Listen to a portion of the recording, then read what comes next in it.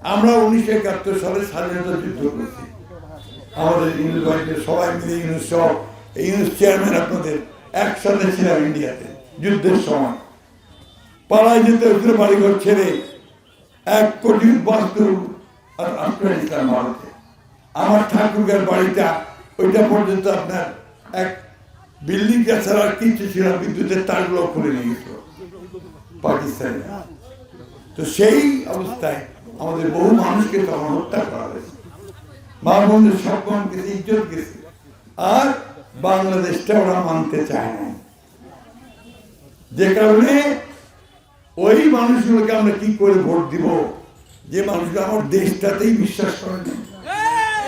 শুধু বাংলাদেশ না, ওরা পাকিস্তানও দেয় নাই।